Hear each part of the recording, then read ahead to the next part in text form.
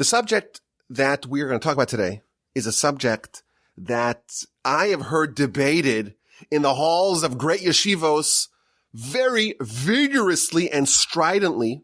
It's a subject that I find to be really interesting because, it confounds many yeshiva students.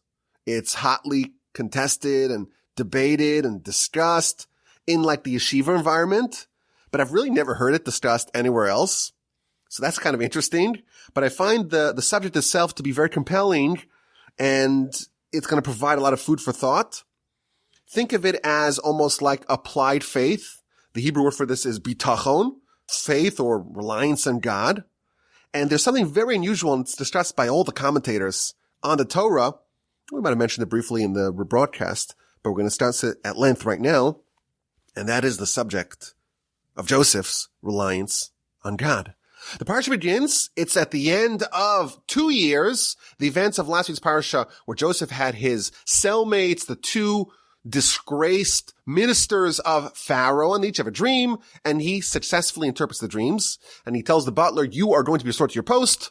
Once again, you are going to be the chamberlain of Pharaoh, and the baker, I have bad news for you. In 3 days, Pharaoh's birthday, he is going to decapitate you.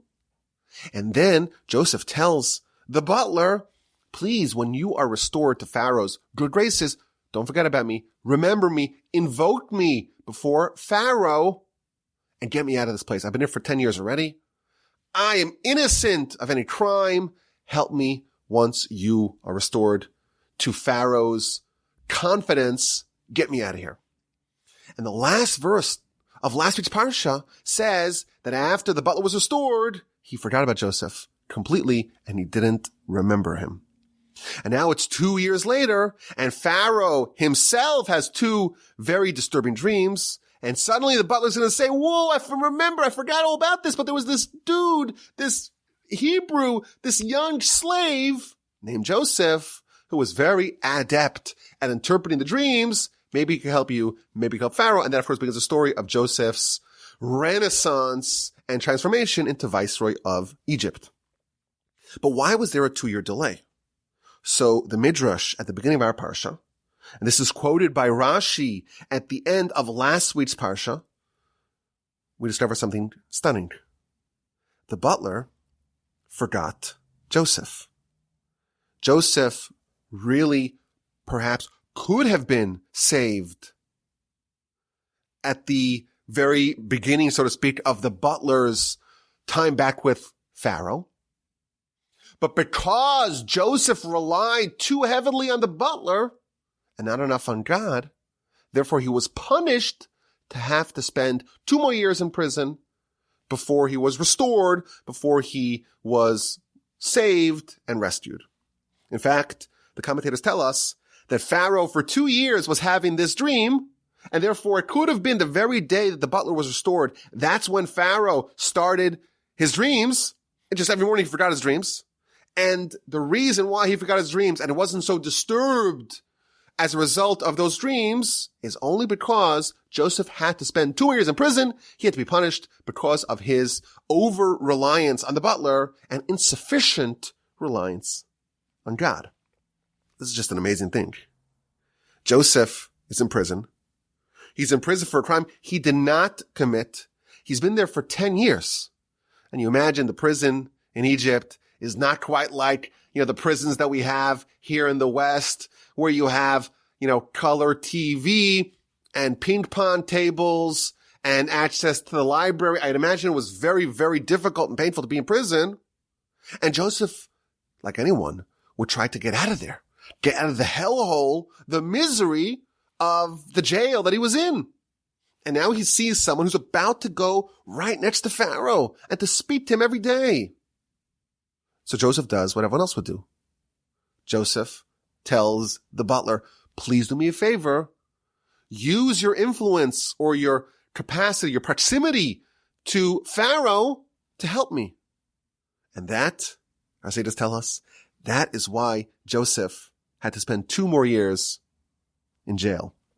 Moreover, the Midrash says, if you look at the verse at the end of last week's Parsha, when he makes his pitch to the butler, he says, Zechartani, remember me. When you get to Pharaoh, histartani, invoke me before Pharaoh.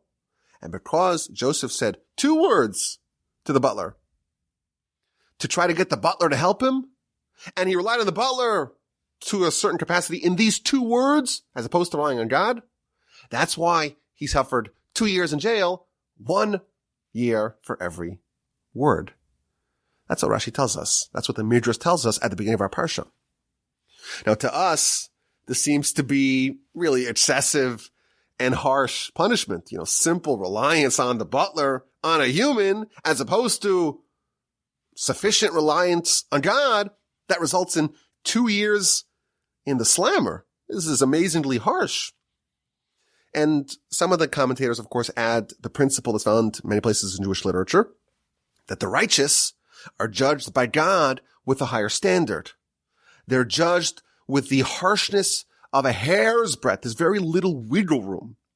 And because Joseph was such a holy person, such a pious person, such a righteous person, someone who typically would rely exclusively on God, because he relied on the butler and not on God, or not completely on God, he had to serve 2 more years in prison. An amazing idea that is featured over here, that Joseph had too much reliance on man as opposed to God, and as a result of that, he was punished. Now, the critical question that everyone asks is, wait a minute. We believe that you shouldn't just sit around on your couch waiting for divine salvation. We're supposed to take the opportunities that the Almighty provides us. In fact, if you neglect the opportunities that God sends your way, well, that's negligence. There's the old joke about the guy who was stranded on a block of wood in the ocean. He's crying out to God, help me, help me. And then, a ship liner comes and he's like, no, I'm waiting for God's help. And then, a speedboat comes and the Coast Guard comes and he's like, I'm relying on God. And eventually he drowns. And he comes to God and says, wait a minute, why didn't you help me? He says, I did. I sent you the ship liner. I sent you the speedboat. I sent you the Coast Guard. And you were just negligent. And that's why you died. They have the other joke about the guy in Brooklyn or Manhattan, and he's late to a meeting, and he's looking frantically for a parking spot and crying out to God. And then right as he finishes his prayer, a car goes out of its spot right in front of him, and he gets a parking spot and says, God, okay, I'm good. You could stop now. I got it myself. Thanks for the help, but I got it myself. Of course, we believe that the Almighty sends us opportunities, and we have to seize those opportunities. And here, it seems like patently obvious to all, Joseph is in prison. Of course, he's wrongly imprisoned. And what do you know? His cellmate used to work for Pharaoh, and his cellmate is about to be restored. What is Joseph supposed to do? What's the right thing for Joseph to do? We would say that it's negligence if he doesn't make a pitch to the butler to have his case invoked before Pharaoh. Maybe he could be saved. Aren't we supposed to take the opportunities that the Almighty provides us? Joseph apparently did the right thing by asking the butler for some help. If he didn't ask, it would be irresponsible. Yet he is punished with 2 more years in jail. What's going on? Why is Joseph being punished for doing the right thing? I think this is a very important question, because in everything we do in life, we have this dilemma. How much should we work, 18 hours a day to achieve our aims? Or should we work less and say, you know what? I did my share, and now I'm going to rely on God. Where is that point where we should rely on the opportunities and invest our personal efforts as if, so to speak, God's not part of the picture? And how much should we rely on God? In every predicament that we have in our lives, this is the question. What is the correct attitude for navigating such a situation? Is this a good question? So this is a question I wanted to talk about today, because we're now in the middle of Hanukkah. And this Shabbos Parshas Mikeitz, is the 6th day and night of Hanukkah. We're going to offer 6 different answers to this question. And again, as I mentioned earlier, I feel like the benefit of this question itself is kind of the rumination of this whole idea. We talk about faith a lot. Believe in God. I'm not an atheist. I'm a theist. Even though theists don't call themselves theists. I'm a believer. By the way, neither do believers call themselves creationists. These are all names made up by other people. But a lot of people, most people, believe in God to one degree or another. But faith is like a concept. It's an idea. It's an abstract concept. This world couldn't have created itself. Matter doesn't create itself. The world's too sophisticated. Where'd the first cell come from? Who made the Big Bang? Where does matter come from? A lot of questions that we have and say, okay, there must be a creator. And you know what? Maybe even we believe in the divinity of the Torah.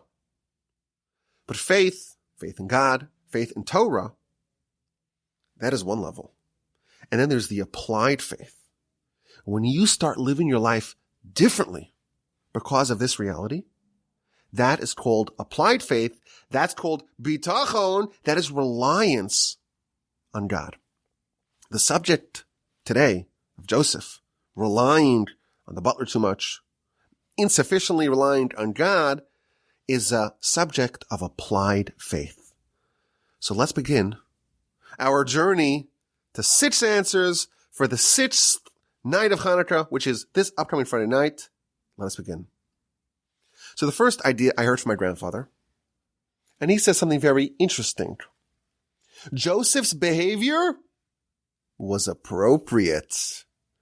Joseph had a cellmate. The cellmate was about to go to Pharaoh. Pharaoh was the only person in the world who could have gotten Joseph out of this predicament. He's the only one that has the power of, to commute a sentence or to, what's the other word for that? Not to commute, but to pardon the criminals.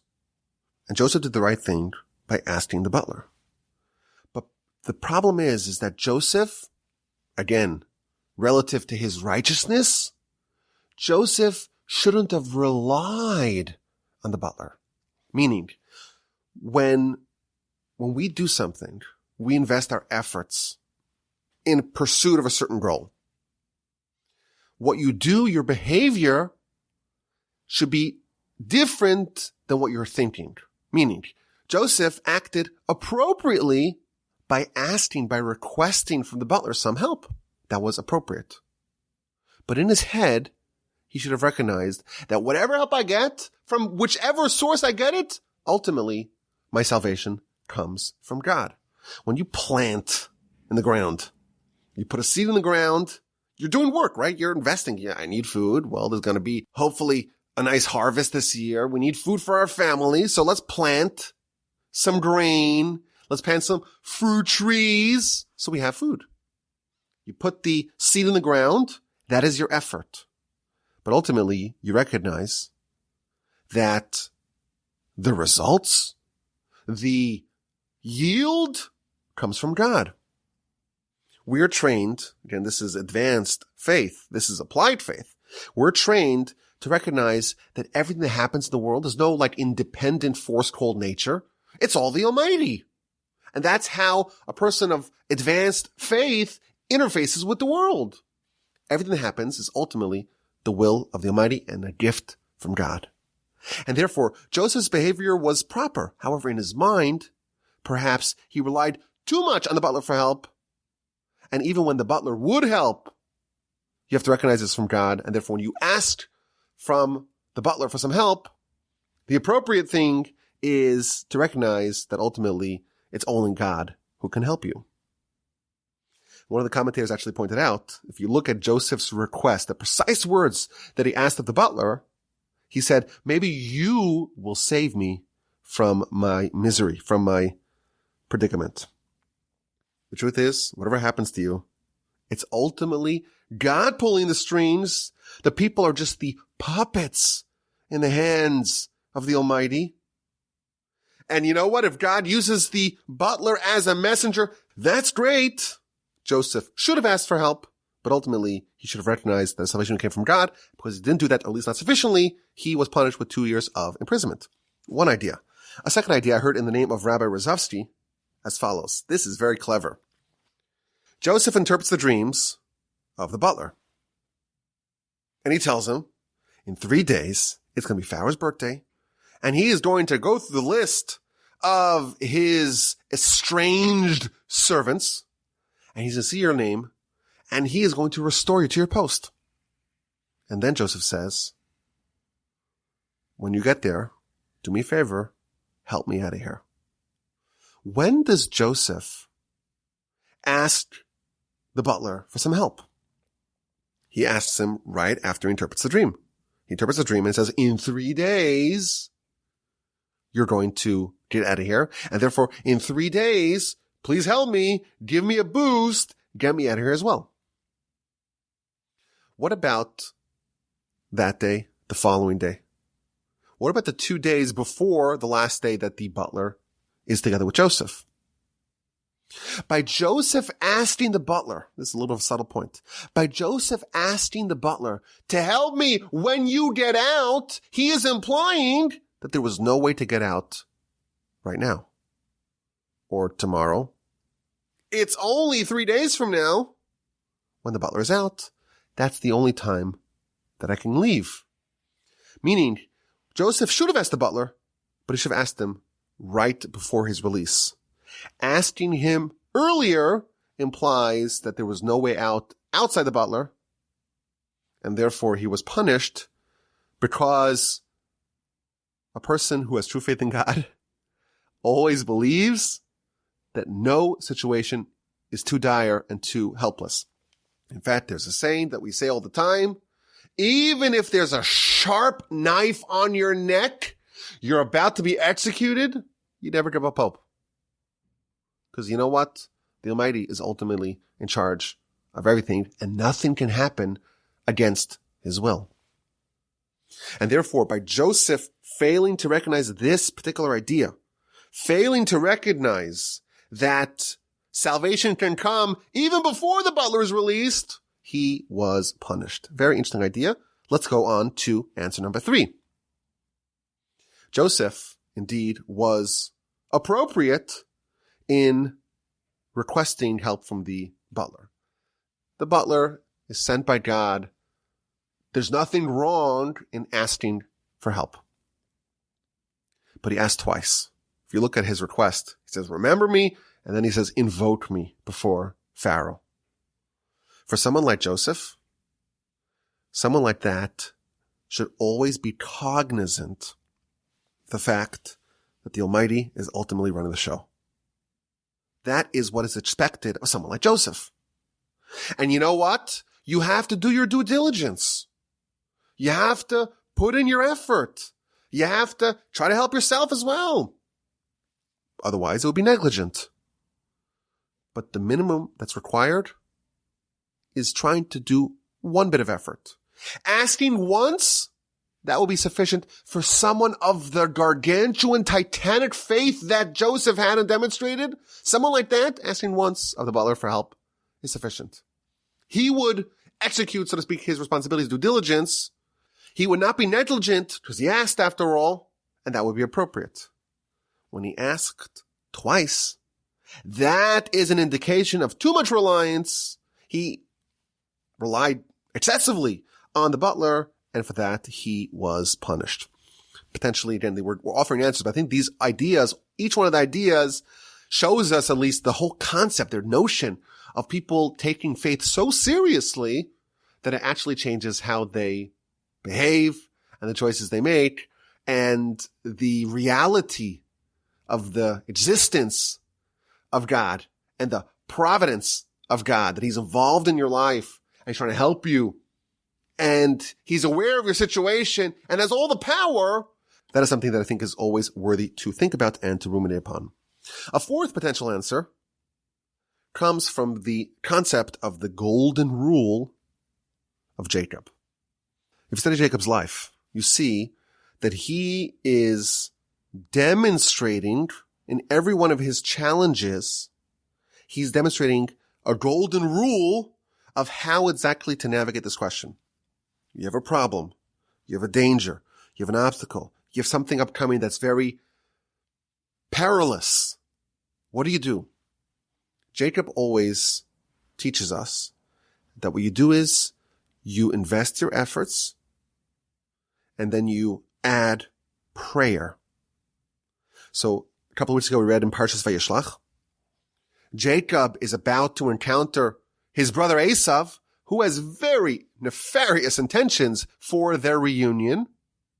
And Rashi tells us that Jacob does three things. He sends a bribe. He sends a very lavish gift to try to appease his brother. He prepares for war.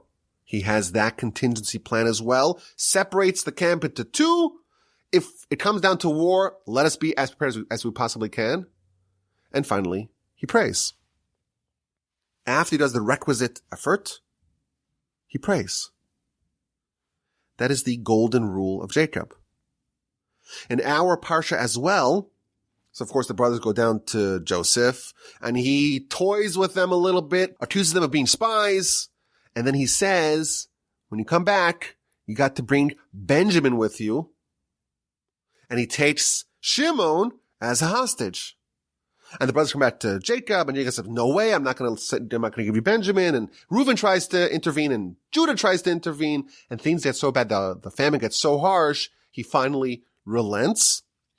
But then we read in chapter 43, verse 11, he tells them, this is what you have to do. Take from some of the delicacies of the land. And he lists a bunch of special delicacies like pistachio nuts, and almonds, and honey, all these goodies that you can only get in Israel, in the land of Canaan. And take the money that was put back into your satchels and bring an extra set of money to pay for the new produce that you want to take back. And you know what? Take Benjamin. And then he adds a prayer. May God give you mercy in the eyes of that man, the eyes of Joseph. Of course, they don't realize he's Joseph quite yet. And you will go there successfully, get what you need, and come back. This is 43:11 through 14. And there's an amazing Rashi on verse 14. Short Rashi. The first of several Rashis on that verse. Me'ata einchem chaserim klum ela tefila hareini mispal aleichem. After Jacob says, okay, let's send a bribe. Let's send all these goodies and fill up your satchels with money. After all the effort, the only thing that's missing is prayer. And behold, I am going to pray for you. How does Jacob navigate this question? He does all the effort, but he marbleizes it with prayer. That's the winning formula of Jacob.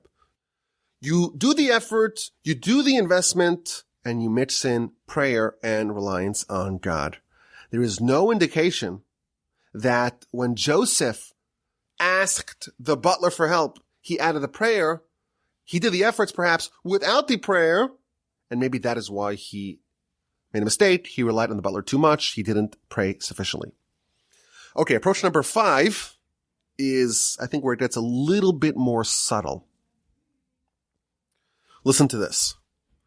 Most mitzvos are absolutes, meaning that everyone has to have tefillin, you got to wear tefillin, the tefillin has to be a specific kind of thing. It's got to have the 4 compartments on the tefillin of the head and the 1 compartment the tefillin of the arm, and you can't play around with it. It's got to be perfect, precise. You got to sit in the sukkah. On sukkahs, you got to pray. You have to have a mezuzah on your doorpost, and this is something which is universal. Every Jew is obligated by these mitzvos. The mitzvah, or at least the concept of reliance on God, is personalized, is individualized. Meaning, if I try to rely on God completely, if you're not quite there, if you're not up to that level of reliance, you're overshooting your level, and that's a problem.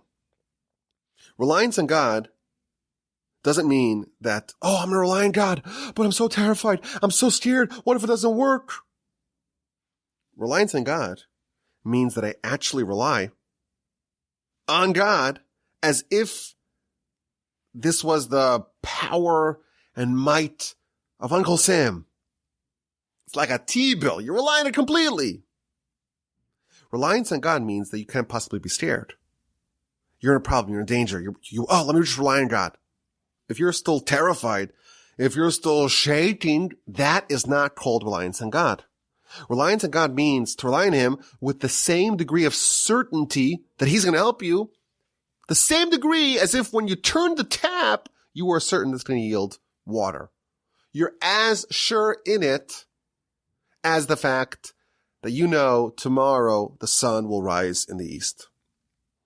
Now, the Talmud tells us that this idea is a very variable idea, meaning that depending upon how holy and righteous and upstanding a person is in their faith in God, that is the degree of reliance on God. Talmud tells us that in the olden days, listen to this, in the olden days, people, they really, really relied on God. They really, really had faith. And if they only had food for today, but had absolutely no food for tomorrow, and remember, we're living in a time of abundance. This is the only time in history, really, there's been enough food for every person on the planet. We live in the golden era, the golden age of prosperity and abundance in the world. But imagine it's 2,000 years ago. There's one bad crop and there's starvation everywhere. You have food for today and you know for tomorrow, and there's no soup kitchens. There's nothing. How are you going to feed your kids? Says the Talmud, it used to be that people would rely on God even in such a dire circumstance. And they wouldn't even complain, and they wouldn't be worried. They would know the Almighty will take care of me. Says the Talmud, but that's just the olden days. Again, the Talmud's written almost 2,000 years ago. The Talmud says, in the past, it used to be that people actually had full faith in God. But today, no one has quite that level of reliance on God. I think about it like a financial advisor. If you ever had a chat with a financial advisor trying to sell you whole life insurance, they would say, well, people today live longer, and you have to make sure that your retirement covers you at least to the age of 100, because how else are you going to live once you retire? And if you have to plan now, so when you retire at 65, you have enough money, enough assets, and enough fixed income to cover you to at least 100. And the biggest disaster would be, is what if you lived to 101? What's going to be?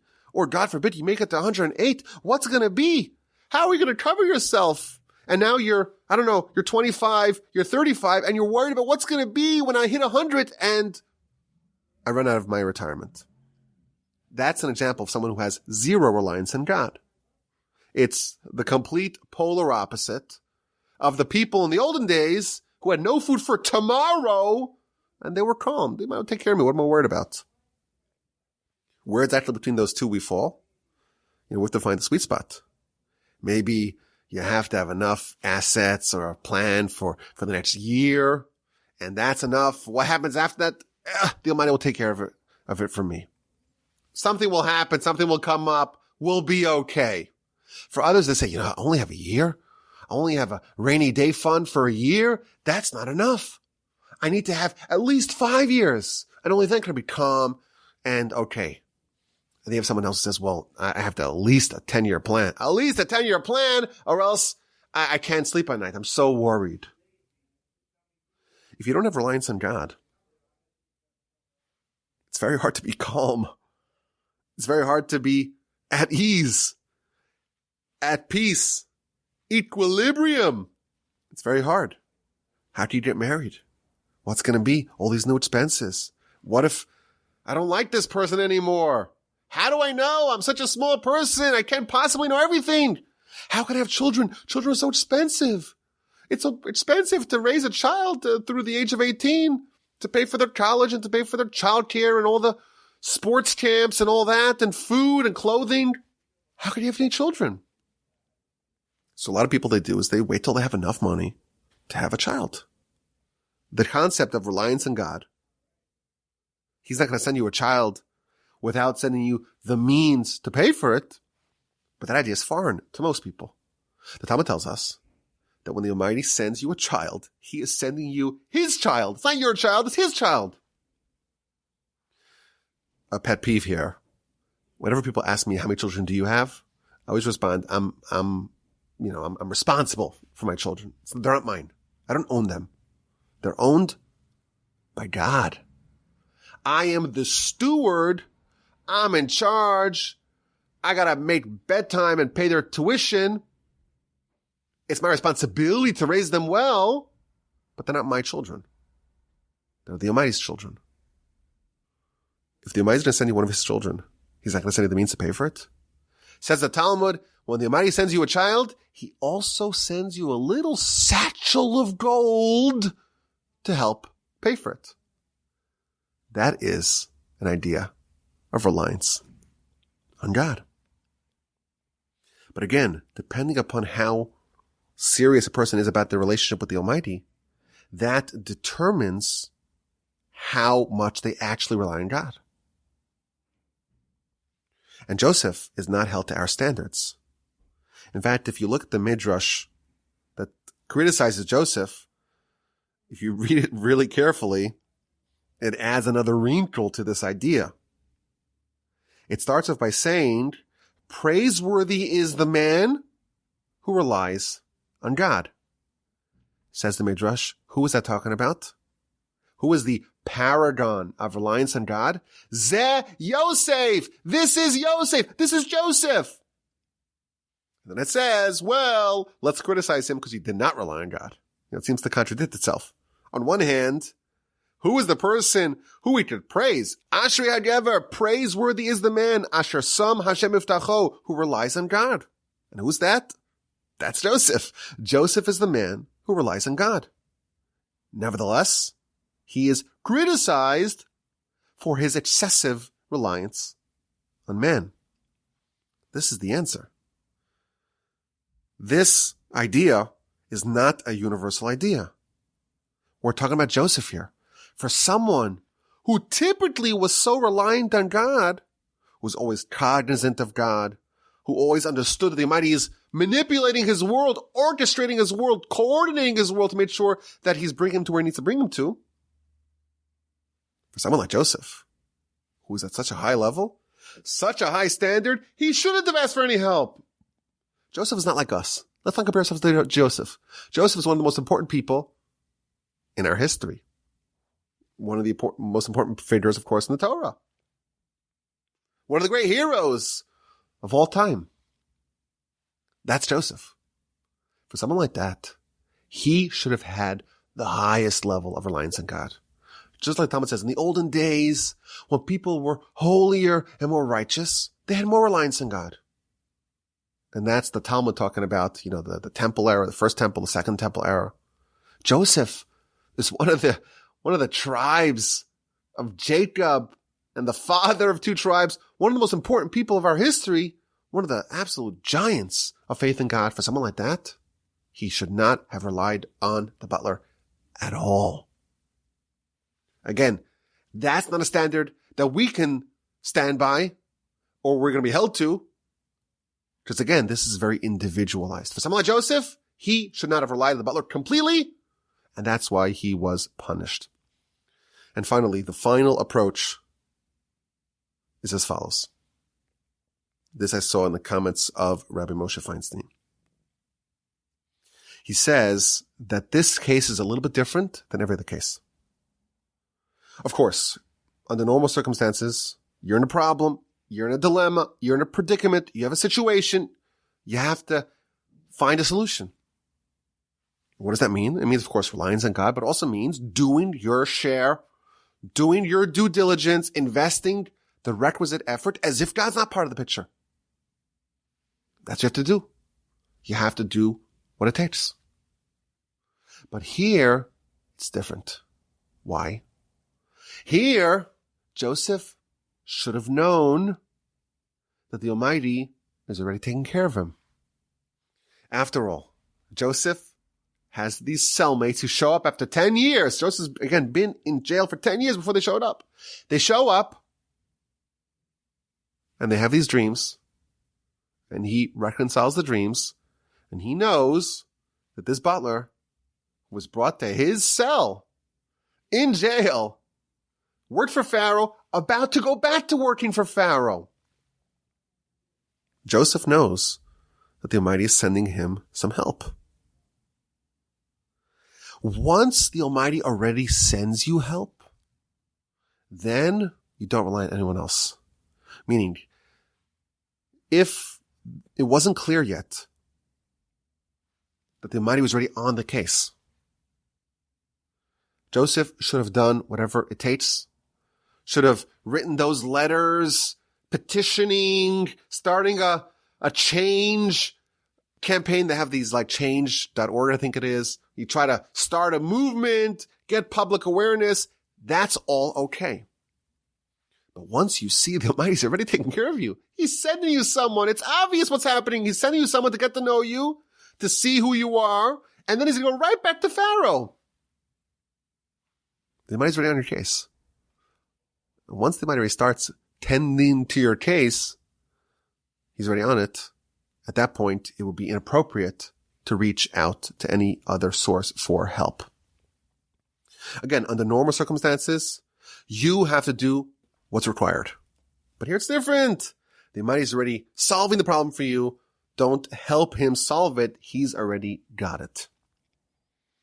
Now, I had an interesting speculation on this. Again, a few moving parts here. But listen to this.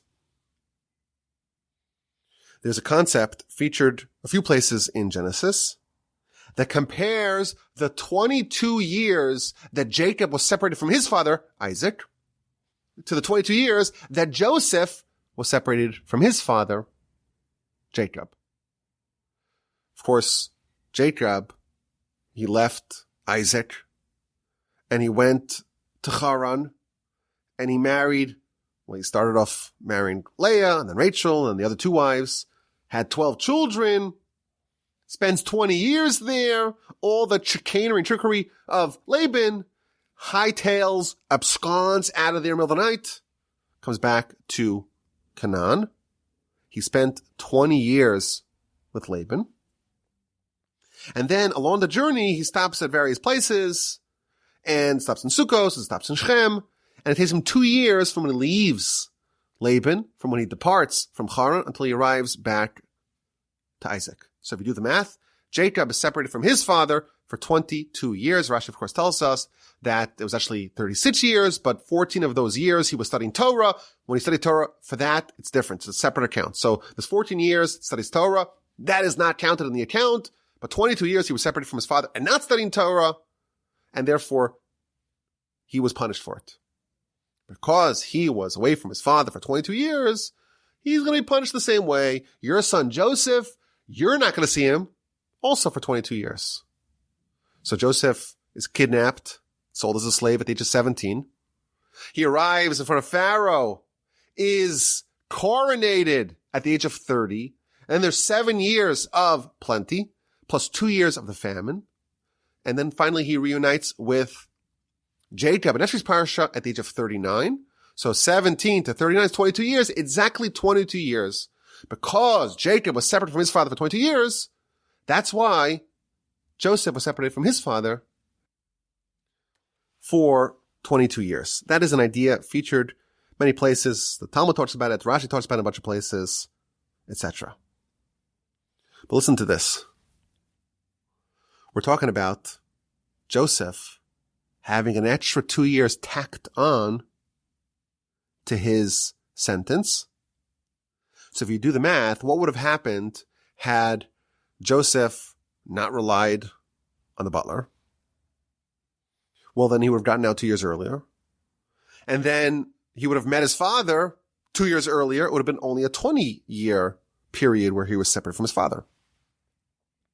Now, if you do the math, you study Jacob's story, he was only with Laban for 20 years. And then it took him 2 years to get back from Haran until he arrived together with Isaac. And the Talmud tells us that he was actually punished for those 2 years. Those 2 years was a sin, it was a mistake. Why? Because he was loitering around. He stopped off in Sukkos and spent some time there. He shouldn't have done that. He should have gone straight home. So I think it's interesting just to build up this idea. We have 20 years and 20 years, and then we have tacked on to the 20 years of Jacob being separate from Isaac and of Joseph being separated from Jacob, apparently as a result of the misdeeds or slight misdeeds of both Jacob and Joseph. So listen to this. Here's my theory. Why did Jacob loiter for 2 years after he left the home of Laban? Why didn't he just go straight back to Isaac? He leaves Laban. He right away encounters Esav. But of course, that went well.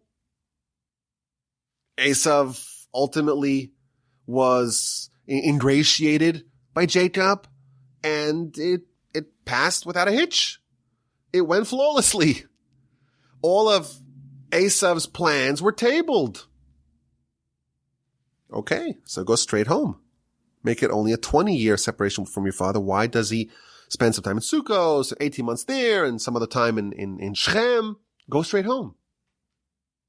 So the commentators tell us that the reason why Jacob didn't go straight home and loitered around, traveling from place to place for 2 years, the reason why is because he was still scared of Esav. And he's wanted to test the waters. Maybe wait some more time before you get too close to Isaac and thus to Esav. And therefore he tarried a little bit. He dilly-dallied a little bit. 2 more years in the journey, on the trip, in various different places, various different junctures before he got the confidence, so to speak, to go, even if it means coming in close proximity to Esav, go to Isaac. So if you do the math here, you'll notice something fascinating. The last 2 years that Jacob loitered and didn't go straight to Isaac, in effect, according to the 6th answer that we've given to explain why Joseph is criticized for not relying on God too much, it turns out that the essence of what happened with Jacob for the last 2 years and with Joseph for the last 2 years is identical. Jacob, he was scared to go straight home. Why? Because of Esav. But wait a minute. You already met Esav.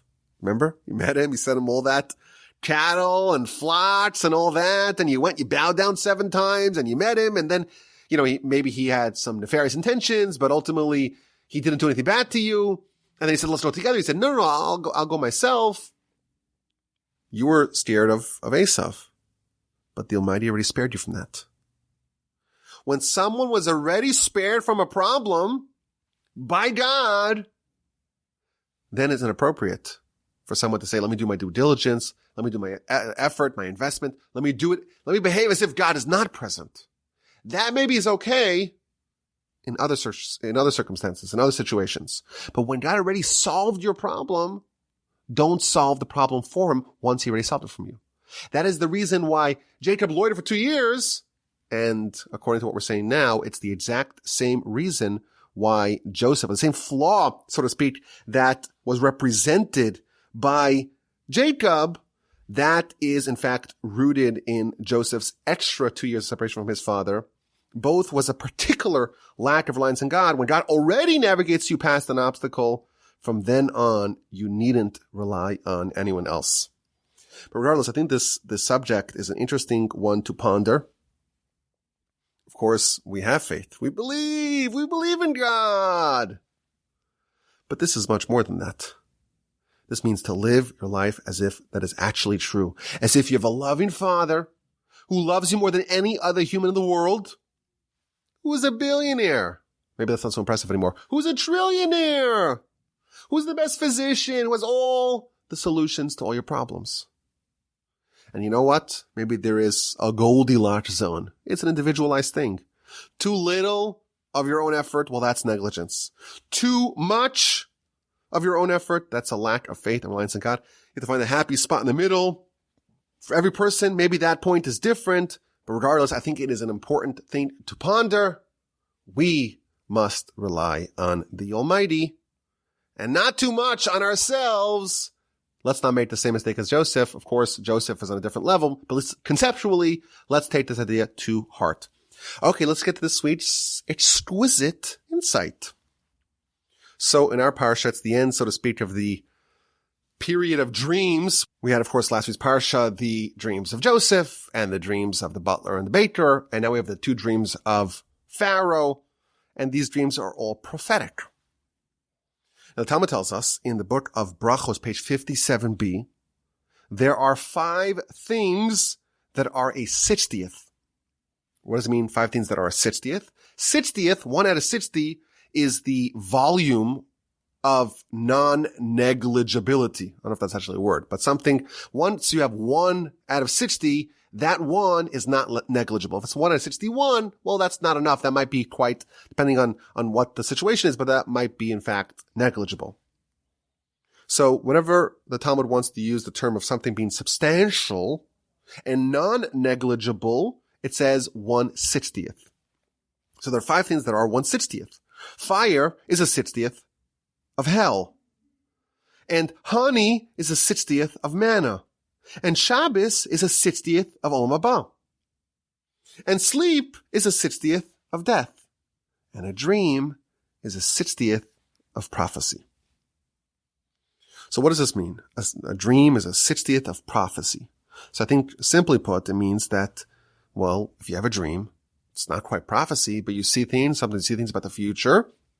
And like we have in our Parsha, sometimes they have some prophetic elements to them. Maybe the Almighty reveals in people's dreams a little bit, a 60th, a non-negligible portion of a prophetic truth in a dream. That's an idea in the Talmud, again, Brachos, page 57b. I want to suggest another approach as the sweet, exquisite insight.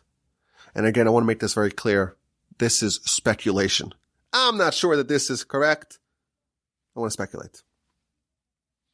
Did you ever have a particularly well-constructed, riveting crime caper as a dream? Did you ever have one of those dreams like a neo-noir, gritty, action, thriller, well-crafted, but really strange once you think about it? Once you're sobered by waking up, you get aroused. Oh, that was strange. I know my daughter tells me that she never remembers her dreams. So I don't know if everyone remembers their dreams. But if you are someone that sometimes has these crazy stories in your dream, maybe we can make the following suggestion. Imagine the following dream. It's Friday afternoon, and you're taking a flight. Now, of course, that's a bad idea because what happens if the flight's delayed? What do you do about Shabbos? But again, it's a dream. So you get to the airport, and you realize, oh no, I'm still in pajamas. Why am I wearing pajamas? And you're all embarrassed, and you miss your flight. And now it's almost Shabbos. You have to get home before Shabbos. So what do? You don't have a car. You just go and borrow someone's sports car. Again, this is a dream. And on the way home, oh no, I just totaled the car. What do I do? So, you know what? Maybe I'll walk. Or maybe I'll find a bus. And you get into the bus. And you're taking the bus, but suddenly the bus turns into cardboard. What do we do? Let's carry the bus. Quickly, take the cardboard bus. And suddenly you arrive at a place, and there's like these narrow alleys, and you're trying to get the bus, which is now made out of cardboard, and to weave it through the narrow alleys. And you're like, oh, it's too difficult. Let's go inspect. Let's go explore some of these houses in these alleys. And you start inspecting it, and you go from apartment to apartment, and you arrive at the apartment at the top. Oh no, there's someone there. Oh, they're calling the cops on us. What do we do? We're innocent. Are there any other apartments here that maybe we could escape to? So you ask the homeowners, are there any apartments here? No, we're the penthouse suite. There's no one else here. Oh, are you sure? Look at this. And you push behind the false door in the hall, in the stairwell. Oh, there's a massive apartment. It's actually a jail. Oh no, there's hostages there and their mouths are covered. Oh no, it's dangerous. They're coming out. They notice me. Oh, look at that. I have a gun. Let's start shooting everyone. I'll get rid of these menaces. I start shooting. Oh no, it's not shooting bullets. It's just shooting, ice. It's just shooting ice. No, they're shooting at me. What do? I gotta call the cops. So you quickly grab out your phone. You try dialing 911, but it just keeps on hitting the wrong numbers. Oh, it's terrifying. They're all shooting at me. Oh, well, that's not so bad. It's not so bad. They're also shooting at me. It's ice. It's only ice. Not so bad. I can survive this. Maybe the cops will come. Maybe the SWAT team will come. And then you're like, oh no, I got a problem, because there's this one guy who has a real gun. Oh no, he has the real gun. He's pointing the real gun at me. Ah! And you wake up in a sweat. How was that? How was that for a dream? Was that a well-constructed dream? So you wake up, you're in a sweat, your heart's pounding. You're like, oh, well, I'm home. I'm okay. I'm in one piece. Everyone's safe.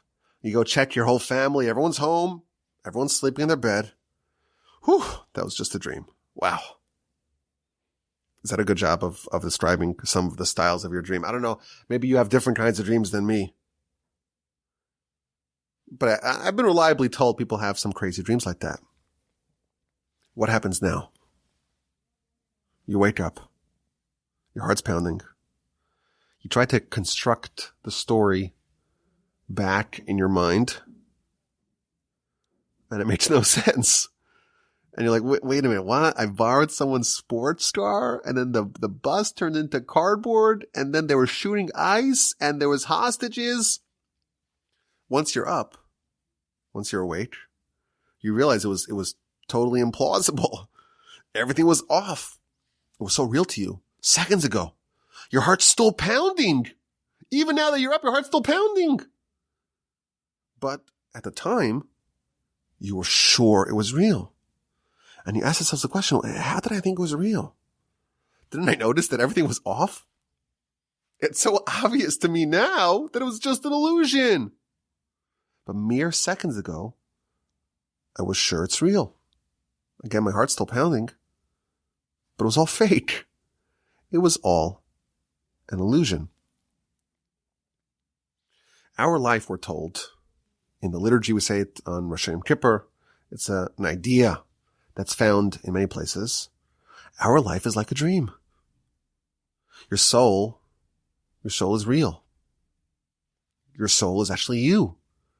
Your soul is going to be around even after this nightmare is over. Even after this sweet, fleeting dream is over. Regardless if it's a good dream, it's a bad dream, it's a terrifying dream. Regardless, the soul endures. And the soul is put in this illusory world, and everything seems so real. And we don't think about, hey, that doesn't make any sense. Perhaps we can suggest maybe another way to explain this Talmud. Dreams are a 60th of prophecy. Why? Because when you have such a dream and you wake up, you get an intimate picture of the two competing realities, the real reality and the illusory reality. And that is the experience of prophecy. That's like a little window, a little insight into the fact that our life today, to a certain extent, to our soul, this is just a dream. Of course, we can still make decisions, and our decisions here matter. So it's not quite like a dream, but the idea of us doing things that are incomprehensible, inexplicable to the soul. There are things that we do here that don't make any sense to the soul. It's harmful. It's crazy. Why would you do that? Why would you think you can even do that? That is the experience of the soul. And it's identical to the experience of waking up and realizing and recognizing that you were just duped into believing total nonsense. That feeling of waking up, like, oh, wow, we got rid of that story. That was crazy. Perhaps that is exactly what the soul feels when it is liberated from the bodily incarceration of this world. Is this true? Is this something to think about when you wake up? I hope you don't have any nightmares, but if you wake up from a nightmare, is this something to think about? Is the wake up from the insane dream a certain measure of prophecy? I don't know. But again, this is the exquisite insight. I never called it, even when we were entertaining a different name, I never called it the authoritative insight. I never called it the incontrovertibly definitive insight. It's the exquisite insight. It's an idea. It's food for thought. More food for thought. We have food for thought about reliance on God. We have food for thought about the fact that perhaps our life here to our soul is as incomprehensible and implausible and just off and strange to our soul as a dream is to us once we wake up, even though when we're in it, we're sure it's real. I thank you for listening. Have an amazing rest of your day. Have a wonderful and splendid rest of your Hanukkah and a terrific and sensational and peaceful and wonderful in every way Shabbos upcoming. And thank you for listening from the Torch Center in Houston, Texas. This is the Parsha podcast. My address is rabbiwolbe@gmail.com.